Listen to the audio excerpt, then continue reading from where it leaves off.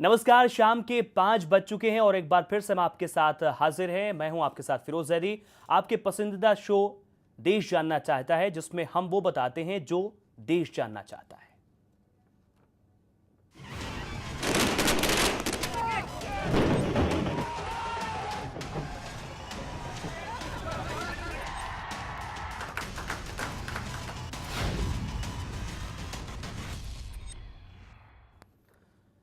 हरियाणा और महाराष्ट्र के नतीजे आ गए हैं, लेकिन दोनों राज्यों में मुख्यमंत्री के नाम का ऐलान होना बाकी है, क्योंकि दोनों ही राज्यों में दावेदारों की फहरिस्त लंबी हो गई है और चुनना सिर्फ एक को है। देश जानना चाहता है कि महाराष्ट्र और हरियाणा में मोदी किसे बनाएंगे मुख्यमंत्री।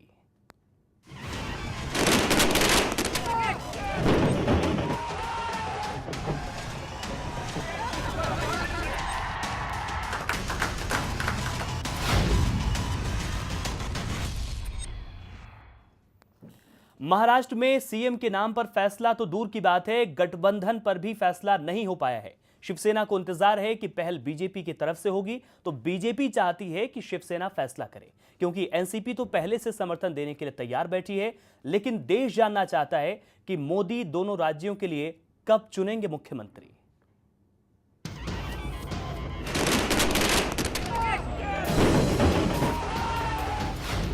देश जानना चाहता है मोदी किसे बनाएंगे महाराष्ट्र का मुख्यमंत्री।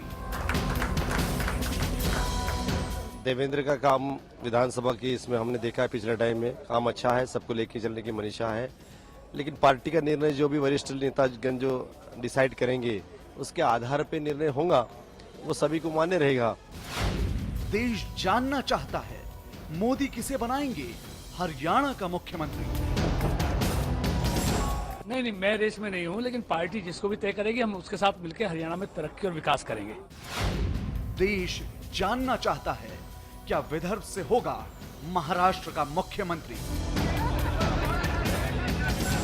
विदर्भ से ही बनना चाहिए और विदर्भ का बैकलॉग आपको जानते हैं कि सुधाकर और नाइक के बाद कोई अभी मुख्यमंत्री नहीं बन पाया। देश जानना चाहता है क्या किसी खास जाति का होगा मुख्यमंत्री। पूरा जाति और क्षेत्र और इस तरह की संकीर्ण मानसिकता से ना हमने चुनाव लड़ा और ना हम चुनाव के मैदान में थे। जो भी कैपेबल उम्मीदवार होगा, जो भी सक्षम होंगे, वो पार्टी जो है उनका निर्णय करेगी। देश जानना चाहता है क्या मुख्यमंत्री चुनना आसान काम होगा। अभी तो किसी प्रकार के निर्णय पे भारतीय जनता पार्टी पहुंची नहीं है। बैठक चलेगी, इसके पश्चात किसी प्रकार का निर्णय होगा। देश जानना चाहता है मुख्यमंत्री के नाम पर शिवसेना क्या बोलेगी।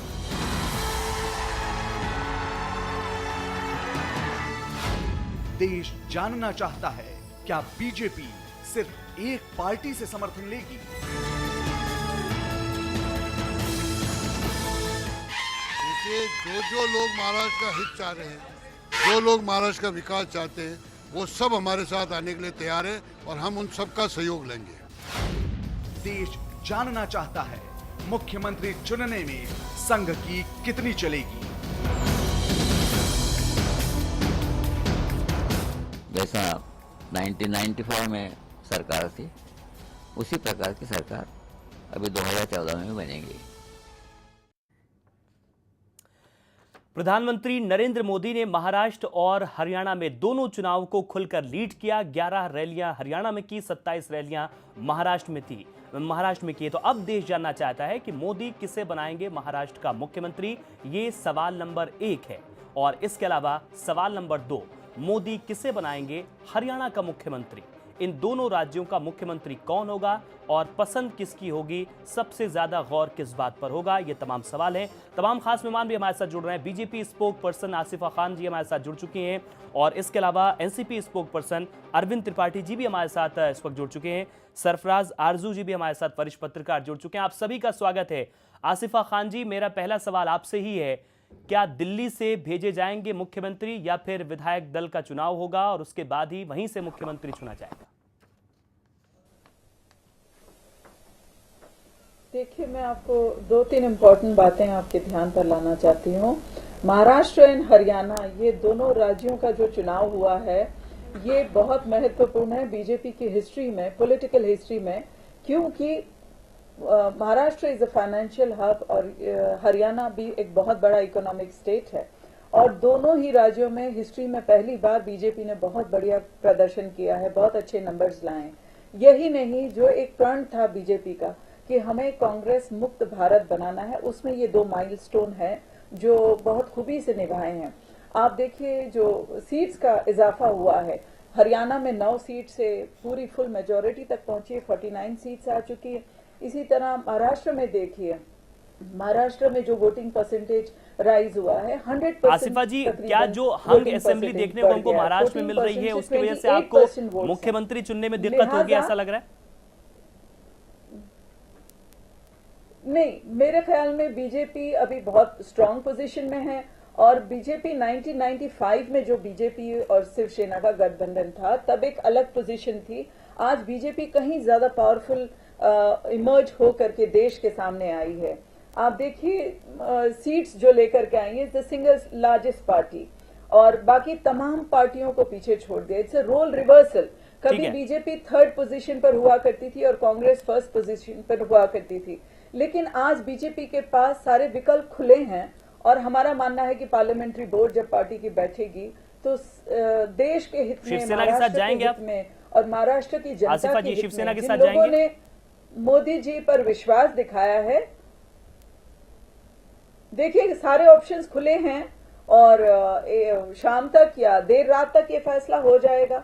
ठीक है, सरफराज आरजू जी, जो स्थिति है अगर हरियाणा में हम देखें तो कई ऐसे नेता वहां पर हैं, पहले तो कोई चेहरा नहीं था लेकिन अब विकल्प के तौर पर बड़े नाम हैं जो कि मुख्यमंत्री की कुर्सी पर बैठ सकते हैं।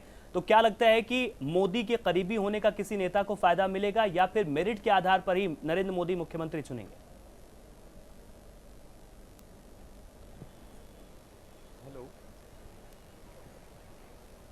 सरफराज जी, मेरी आवाज पहुंच रही है आप तक?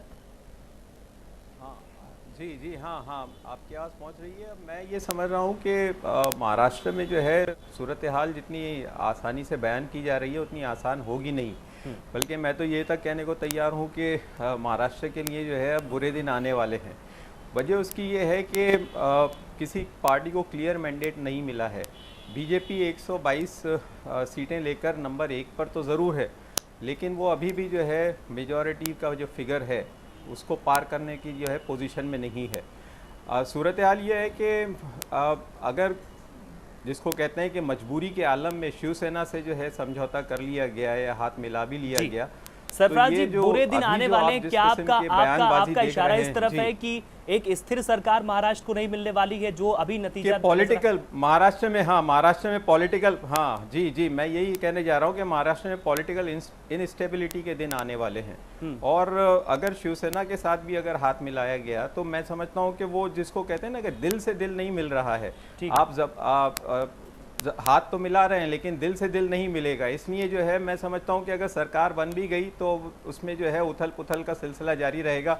और अगर बीजेपी की लीडरशिप ने ये फैसला किया कि शिवसेना के साथ नहीं जाएंगे और एनसीपी की जो है हिमायत बाहर से लेंगे, तो मैं समझता हूं कि वो भी जो है इसी पोजीशन में लाके पार्टी को खड़ा कर रही है कि उसके पास। सरफराज जी, यहाँ पर NCP spokesperson Arvind Tripathi ji भी हमारे साथ हैं।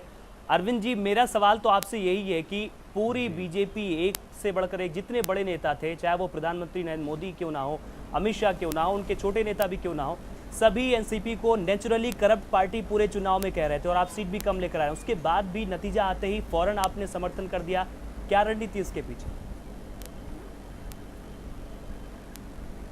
देखिए, रणनीति नहीं है। देखिए, राज्य की जो चुनावी परिस्थिति है, राजनीति में चुनाव के समय पे एक दूसरे पे आरोप लगाना ये स्वाभाविक सी बात होती है, क्योंकि चुनाव में जब लड़ते हैं आमने सामने तो होता है। क्या ये जनता के साथ धोखा नहीं है? इनकी नैसर्गिक जो मेरा सवाल तो यही है, क्या ये जनता के साथ धोखा नहीं है? नहीं, इसमें देखिए ऐसा है कि इन्होंने हम पे आरोप लगाए हैं और महाराष्ट्र की जो चुनावी गणित जो आया है, चुनावी जो रिजल्ट्स आए हैं, उस रिजल्ट्स को देखते हुए एनसीपी ने अपनी तरफ से एक ये पहल किया है कि राज्य को एक स्थिर सरकार की जरूरत है। ऐसी कोई इस वक्त गणित नहीं है जिसके तहत बिना किसी के साठगांठ के सरकार स्थापन हो सके। और जो परिस्थितियां हमने शिवसेना बीजेपी की चुनाव से पहले जो उनके बीच में जो नोकझोंक हमने देखा है, जिस तरह से 25 दिन की जो उनके सौदेबाजी चली है, त्रिपाठी जी, उस शिवसेना तो ये परिस्थिति भी को कह देखते रही हुए है अगर कि वो पुनः स्क्रिप्ट पहले से परिस्थिति तय शुरू थी। होगा। आप दोनों लोग पहले से मिले हुए थे, शिवसेना ये भी तो आरोप लगा रही है एनसीपी पर। नहीं, वो तो आरोप, देखिए आरोप प्रत्यारोप, जैसे मैंने पहले ही कहा, राजनीति में आरोप प्रत्यारोप लगाना ये स्वाभाविक सी बात है। और राष्ट्रवादी कांग्रेस पार्टी ने ये अपनी तरफ से राज्य के विकास के लिए, राज्य में स्थिरता के लिए एक अपनी तरफ से उन्होंने एक पहल किया, जो एक अनकंडीशनल सपोर्ट उन्होंने ऑफर किया। लेना नहीं लेना ये बीजेपी का अपना काम है, ठीक है। और कांग्रेस ये उनका अपना स्पोक्सपर्सन निर्णय विवेक है। बंसल जी इसके हमारे ऊपर साथ हमें लाइव ज्यादा हो कुछ चुके कहना हैं। नहीं है। विवेक बंसल जी, एनसीपी तैयार है समर्थन देने के लिए। तर्क ये है कि स्थिर सरकार महाराष्ट्र को मिले, बाहर से समर्थन देंगे, कोई शर्त नहीं होगी। हालांकि छुपी हुई शर्त हो सकती है, इससे इनकार नहीं किया जा सकता। क्यों कांग्रेस को बुरा लग रहा है? देखिए, बुरा लगने की बात नहीं है। आप एक तरफ ये बात कर रहे हैं कि सांप्रदायिक विरोधी और उस नीति को आप का अनुकरण कर रहे थे, या एक सेकुलर सरकार आपको इस प्रदेश में देनी थी। उसके तहत अभी तक जो उससे पहले जो बयान आ रहे थे एनसीपी पार्टी के, चाहे वो माननीय श्री शरद पवार जी के, हमेशा उन्होंने कहा कि धर्मनिरपेक्षता पे जोर दिया, और वो खुद उनकी जो मूल रूप से कांग्रेस के उनके ओरिजिन्स हैं। पर लेकिन आज जिस तरीके से उन्होंने बिना शर्त, बहरहाल वो उनका अपना एक आंतरिक मामला है, उस पर हम ज़्यादा टिप्पणी नहीं करेंगे। पर लेकिन ये कहीं ना कहीं सिद्धांत विहीन राजनीति है, जो आज मुद्दे नहीं है। आज सिर्फ कहीं ना कहीं ऐसा महसूस हो रहा है कि सत्ता को त्यागना उनके लिए मुश्किल हो रहा है। जिन्होंने एक दूसरे पे आरोप, खूब तगड़े तगड़े आरोप इन पे, जैसा आपने खुद ही कहा कि एनसीपी को नेचुरल करप्ट पार्टी कहा था बीजेपी ने चुनाव के दौरान, ठीक है, और वो बिल्कुल अपने घुटने टेक गए हैं या बिल्कुल तलुए चाट रहे हैं, तो मैं उसी तरीके से समझूंगा। महाराष्ट्र में आज सुबह से ही बैठक पर बैठक चल रही है। शिवसेना की बैठक और एनसीपी की बैठक हो चुकी है, लेकिन बीजेपी ने बैठक टाल दी है। कहा यह जा रहा है कि विधायकों के मुंबई पहुंचने में देर हो रही है, लेकिन खबर तो यह भी आ रही है कि बैठक का दिन और वक्त तय करने के लिए दिल्ली से हरी झंडी मिलने का भी इंतजार है। शरद पवार ने मीटिंग बुला ली।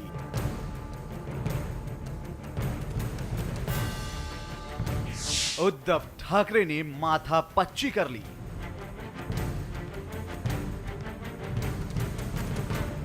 शिवसेना ने फैसला नहीं सुनाया।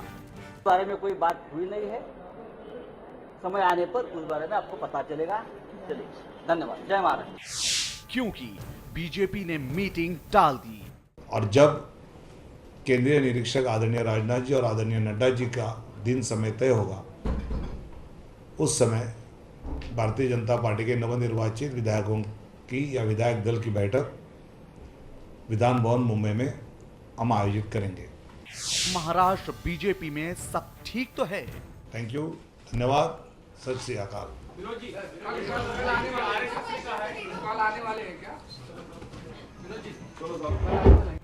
सीएम के नाम पर तो नहीं फंसा पेच। किस बात की दिक्कत है? भारतीय जनता पार्टी के नेतृत्व में सरकार बनने वाली है।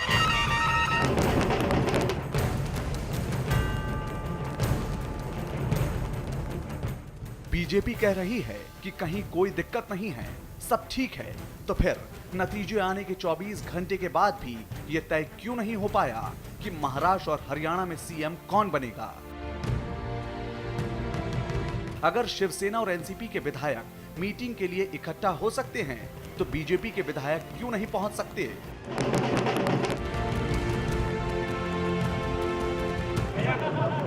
कहीं बीजेपी ने ये जानने के लिए तो बैठक नहीं टाल दी कि देखें एनसीपी और शिवसेना की बैठकों में क्या फैसला होता है। कब तक हो जाएगा मुख्यमंत्री का फैसला? महाराष्ट्र में मुख्यमंत्री चुनना बीजेपी के लिए आसान काम नहीं है, क्योंकि केंद्र से जो पर्यवेक्षक महाराष्ट्र के लिए नियुक्त किए गए हैं, उनका काम तो पार्टी अध्यक्ष तक विधायकों की राय पहुंचाना भर है। लेकिन क्या बीजेपी के नवनिर्वाचित विधायक किसी एक नाम पर सहमत हो पाएंगे? कहीं मोदी को महाराष्ट्र में अपनी पसंद का उम्मीदवार थोपने की नौबत तो नहीं आ जाएगी? Bureau report, news express. तो नतीजे आ चुके हैं, दोनों राज्यों में बीजेपी की सरकार बनेगी, ये तो लगभग तय लग रहा है। लेकिन सवाल ये भी है कि क्या विदर्भ से महाराष्ट्र का मुख्यमंत्री होगा, ये भी देश जानना चाहता है। तमाम खास मेहमान हमारे साथ बने हुए हैं। आसिफा खान जी, एक बात कही जाती है कि दुश्मनी जमकर करो, लेकिन ये गुंजाइश रहे कि जब कभी मिले तो शर्मिंदगी ना हो। तो क्या आपको लगता है कि भारतीय जनता पार्टी ने वो गुंजाइश छोड़ी है, या फिर शिवसेना ने चुनावों के दौरान वो गुंजाइश छोड़ी है कि दोबारा मिले तो शर्मिंदगी ना हो? देखिए, जब बीजेपी और शिवसेना का गठबंधन टूटा तो वो एक बहुत हैवी हार्ट के साथ टूटा था, और 3 सीट की तकरीबन बातचीत थी जो सुलझ नहीं पाई, जिस वजह से ये 25 साल पुराना गठबंधन टूट गया, जिसका दुख शिवसेना को भी था और बीजेपी को भी था।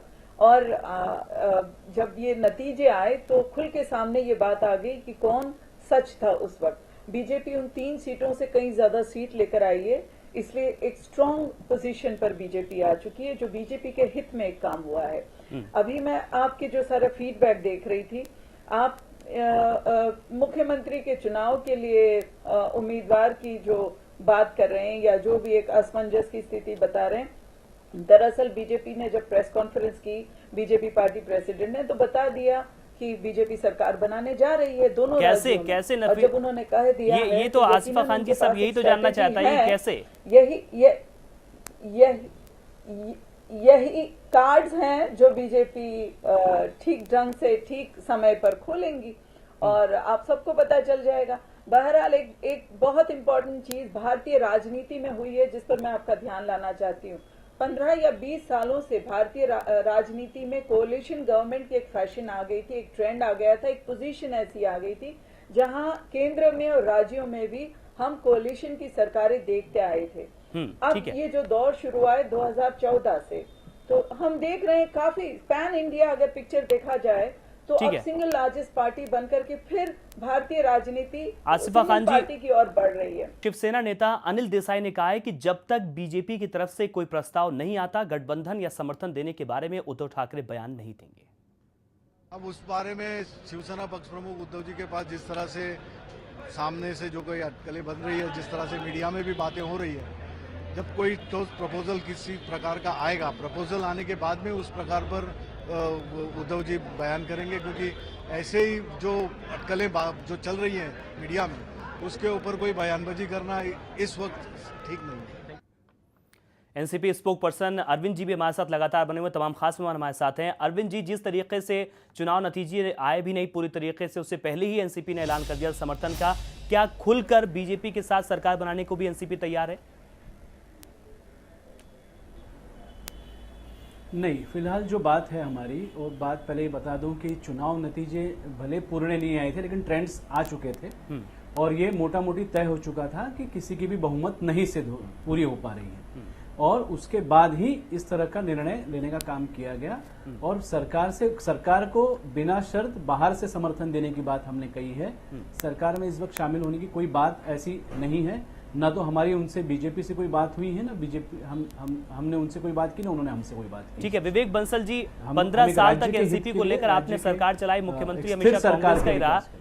ऐसे वक्त में जब एनसीपी बीजेपी के साथ जाने पर या उनकी सरकार को समर्थन करने की बात करती है, कांग्रेस का रुख इस पर क्या है?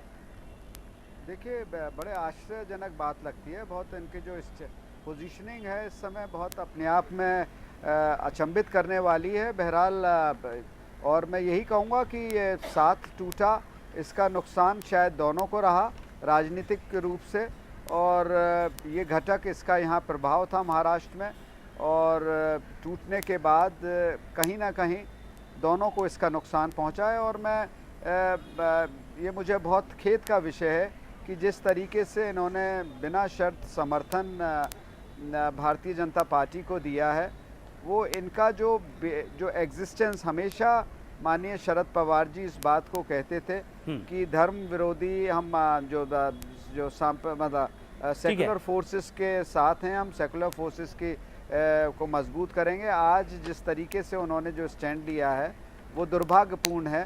ठीक है, आसिफा खान जी, खासतौर पर अगर महाराष्ट्र की बात की जाए, जैसे कि विवेक बंसल जी तो एनसीपी को लेकर बात बता रहे हैं, लेकिन अगर बीजेपी देख रही है तो एक विदर्भ से विकल्प की बड़ी बात आ रही है। पंकजा मुंडे का भी नाम सामने है, नितिन गडकरी का भी नाम सामने है। क्या बीजेपी ये फैसला करेगी कि कोई एक्सपीरियंस चेहरा सामने आए या फिर युवा चेहरे को भी आगे बढ़ाया जा सकता है? सबसे इम्पोर्टेंट बात है कि भारतीय जनता पार्टी ऐसे नेतृत्व को महाराष्ट्र की कमान सौंपेगी जिसमें तमाम काबिलियत हो और जिसमें पार्लियामेंट्री बोर्ड ने डिसीजन लिया हो कि ये व्यक्ति महाराष्ट्र के हित में काम कर सकेंगे। और एक बात जो हम सबको समझनी है इस वक्त कि कोalition गवर्नमेंट में हमने देखा था कि कहीं ना कहीं पिछले जो मुख्यमंत्री रहे थे महाराष्ट्र के, उन्होंने मजबूरी में करप्शन के खिलाफ आवाज नहीं उठाई, चाहे वो आदर्श घोटाले हो या एनसीपी को लेकर के जो भी घोटाले हुए हों, उन्होंने मजबूरी, उनके खुद के बयान है। कम से कम भारतीय जनता पार्टी इस तरह की कोई मजबूरी वाली सरकार हरगिज नहीं चलाएगी, ये बात तय है। और ये अच्छी बात है कि बहुत सारे ऑप्शंस खुले हैं ताकि जो एक गठबंधन की मजबूरी है उस तरह की परिस्थिति बीजेपी के सामने हरगिज नहीं आएगी। ये पिक्चर साफ हो चुकी है जो कि ठीक है, पूर्ण बहुमत बीजेपी के पास नहीं है, फिर भी बीजेपी सब कुछ साफ बता रही है, क्लियर बता रही है। तो महाराष्ट्र में और हरियाणा में मुख्यमंत्री कौन होगा, बीजेपी की तरफ से बड़ा चेहरा कौन होगा जिसे यह जिम्मेदारी सौंपी जाएगी, इस पर हम चर्चा जारी रखे हुए हैं। तमाम खास मेहमान हमारे साथ बने हुए हैं, लेकिन उससे पहले एक रिपोर्ट देख लेते हैं। महाराष्ट्र में मुख्यमंत्री चुनना प्रधानमंत्री मोदी के लिए आसान काम नहीं है। गडकरी दबी जुबान में खुद को फेरिस्त से बाहर बता रहे हैं, तो देवेंद्र फडणवीस के नाम पर विदर्भ से चुनकर आए विधायक एकजुट हैं। सवाल यह है कि अगर विदर्भ से ही इस बार मुख्यमंत्री बनना तय है तो मोदी की पसंद कौन है?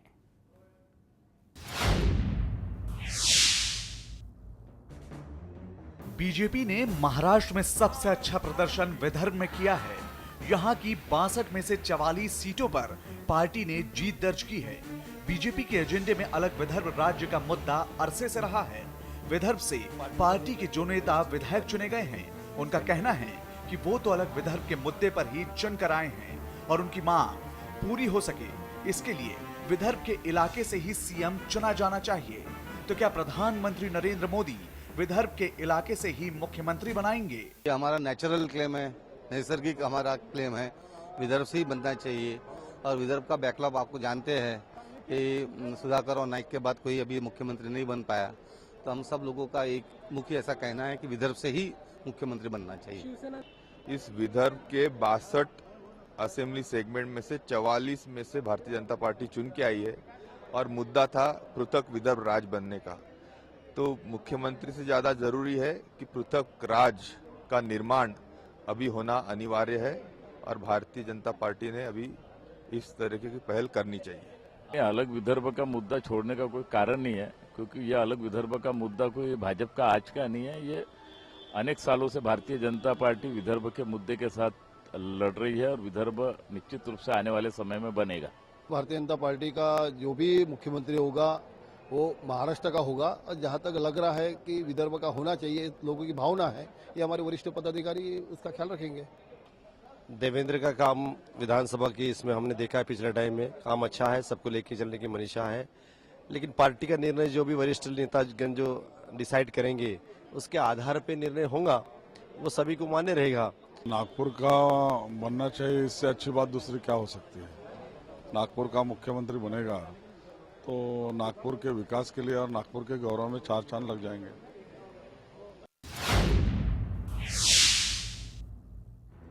नागपुर से चुनाव जीतने वाले देवेंद्र फडणवीस महाराष्ट्र बीजेपी के अध्यक्ष भी हैं और इस बार विधानसभा चुनावों में देवेंद्र फडणवीस ने पार्टी को जीत दिलाने के लिए दिन रात मेहनत भी की है।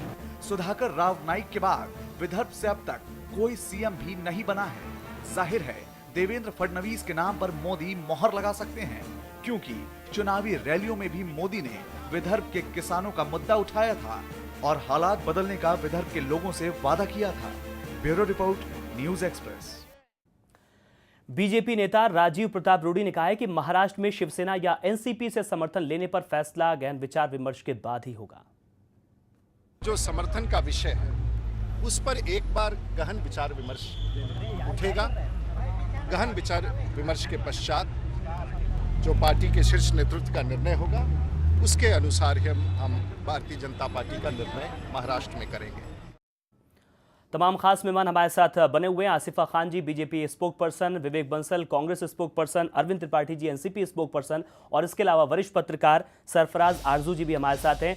आसिफा खान जी के पास मैं आऊंगा, क्योंकि आवाज़ विदर्भ से बहुत ज़्यादा आ रही है विधायकों की और मांग फडणवीस को लेकर भी है। लेकिन उससे पहले एक रिएक्शन यहाँ पर सरफराज जी का लेना चाहूँगा।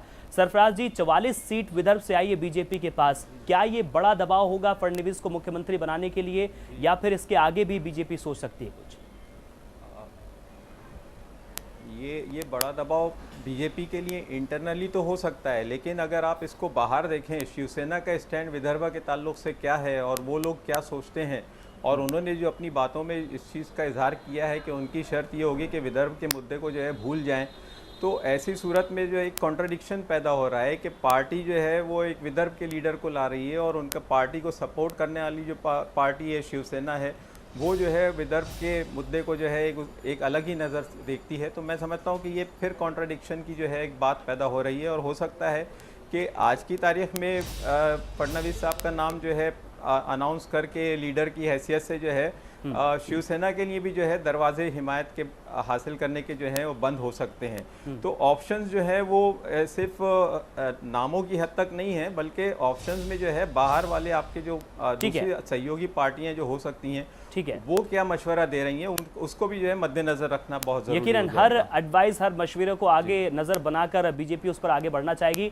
आसिफा खान जी, जिस तरह की आवाजें विधायकों की तरफ से उठ रही हैं, खासतौर पर विदर्भ को लेकर उठ रही हैं, क्या नेतृत्व के लिए उन आवाजों को दरकिनार करना और उसके बाद फैसला लेना आसान होगा? देखिए, जहां तक सपोर्टर्स की बात है, हर एमएलए, हर विधायक के सपोर्टर्स चाहते हैं कि उनके इलाके के जो भी विधायक हैं वो मुख्यमंत्री के दावेदार बने या वो मुख्यमंत्री बने। जहां तक विदर्भ के किसानों की या विदर्भ के इलाके की बात है, वहां के किसानों के दुख के साथ भारतीय जनता पार्टी या देश के बाकी सारे लोग जुड़े हुए थे जब उनकी परिस्थिति बहुत बुरी थी। और यकीनन जब मोदी जी ने वहां जाकर कहा कि मैं इनकी हालात को बदलूंगा, यहाँ बेहतरी जिंदगी एक लेकर आऊंगा, तो उस उम्मीद पर वो खरे उतरेंगे, क्योंकि बनारस के लोगों को जो वादे किए थे उस पर भी उन्होंने काम शुरू किया। 4 महीने में तमाम देश में आप देखिए जो जो वादे किए थे उस पर वो खरे उतरने की पूरी कोशिश कर रहे हैं। मुख्यमंत्री विदर्भ से होगा, जो भी मामले हैं उसको यकीनन सॉल्व करेंगे। अब मुख्यमंत्री वहां से चुनना या किसी और इलाके से चुनना, ये फैसला पार्लियामेंट्री बोर्ड करेगी, जो कि तमाम पहलुओं को देखे जाएंगे, तमाम बातों को देखा जाएगा, तब जाकर के फैसला होगा। लेकिन जो बातें, जो प्रॉमिसेस मोदी जी ने दी है देश के लोगों को, महाराष्ट्र के लोगों को या हरियाणा के लोगों को, वो इत्मीनान रखिए, हमें पूरी उम्मीद है कि वो अपने वादों पर खरे उतरेंगे। अरविंद जी, ऐसे एनसीपी ने तो रुख साफ किया है, लेकिन क्या एनसीपी अभी वेट एंड वॉच की स्थिति में है कि आगे जिस तरह से शिवसेना का रुख होता है उसके बाद एनसीपी अपना अगला कदम उठाए? नहीं, देखिए, इसमें हमें क्या, हमें जनता ने जो जनमत दिया है उसमें उसके अनुसार विधान भवन में और विधानमंडल में जो हमारी भूमिका हमको रखनी है वो हम रखेंगे। लेकिन जहां पे मैं पहले तो जो हमारे कांग्रेस के मित्र बार बार हम पे आरोप लगा रहे हैं, उस आरोप पे मैं उनको जवाब दे दूं। मेरा ये कहना है कि जो बार बार कहते हैं धर्मनिरपेक्षता, राष्ट्रवादी कांग्रेस पार्टी धर्मनिरपेक्षता के ऊपर अड़िग है, अपने भूमिका पे कायम है। नहीं, सिर्फ अरविंद जी एक ही आरोप नहीं लग रहा है, आपके ऊपर मौका परस्ती का भी आरोप लग रहा है, और ये एक दल नहीं कई दल कह रहे हैं। नहीं, उनका काम है, देखिए, नहीं कैसा है, कहने के लिए हो सकता है, कई लोग कहें इनका, ये उनका अपना भूमिका है। लेकिन आप ये देखेंगे कि इसके पहले भी जब जब हम यहाँ राज्य सरकार में थे तो इंश्योरेंस बिल वगैरह लेके और तमाम बिलों को लेके राष्ट्रवादी कांग्रेस पार्टी की राज्यसभा में जरूरत पड़ी। हम चूंकि उस समय हम यूपीए के हम साथी रहे हैं जब ये बिल्स लाए गए थे, और उस समय उनको पास कराने के लिए अब जब एनडीए सरकार उसको आगे बढ़ा रही है और जिस प्रपोजल को यूपीए ने लाई थी उसमें समर्थन करने, देखिए, हमारी भूमिका बहुत साफ, बहुत क्लियर है। डेवलपमेंट के काम पे हम कभी भी किसी चीज का परहेज नहीं रखते, विकास के काम में कभी परहेज नहीं रखते। महाराष्ट्र को एक स्थिर सरकार की जरूरत है, ये बात इस समय के जो गणित है उसमें ये कायम है कि महाराष्ट्र को एक स्थिर सरकार की जरूरत है। और ये स्थिर सरकार कैसे हो सकती है, जिम्मेदारी निश्चित तौर पे बड़ी पार्टी के दल रूप में भारतीय जनता पार्टी उभरी है, ये उनका लुकआउट है कि किस तरह से स्थिर सरकार दे सकती है। बड़ा तर्क है कि आप एक जोड़ करना चाहती है, उसका लुकआउट है। लेकिन इसके आगे इस वक्त हमारे साथ विवेक बंसल जी भी है कांग्रेस से। विवेक बंसल जी, दोनों राज्यों में, हरियाणा और महाराष्ट्र में लीडर ऑफ अपोजिशन भी नहीं मिलेगा, जो लोकसभा में हुआ वही विधानसभा में हुआ, कहां कमी रहेगी और किस तरीके से अब इन नतीजों के बाद की स्थिति कांग्रेस की क्या है? देखिए ये बहुत अपने आप में हम लोगों के लिए बहुत दुर्भाग्य की बात है। कहीं ना कहीं बहुत इसमें जो है बहुत व्यापक चिंतन करना होगा। माइक्रो जिसे कहते हैं कि बहुत ही सूक्ष्मता के साथ। क्या एनसीपी के साथ अलग जाना आपका गलत स्टैंड था? इस पर चर्चा हो रही कांग्रेस में? नहीं, मेरे ख्याल से परिस्थितियों को देखते हुए बहुत ज़्यादा गलत तो नहीं था, या उसकी वजह से हमें नुकसान सिर्फ उठाना पड़ा, ऐसा भी नहीं है। पर लेकिन कोई एक गठबंधन टूटे तो उसका खेद होता है। दोनों को पारस्परिक उसमें राजनीतिक लाभ थे, पर मैं उसे सिर्फ ये कह दूं कि उसकी वजह से ऐसा हुआ, ऐसा नहीं।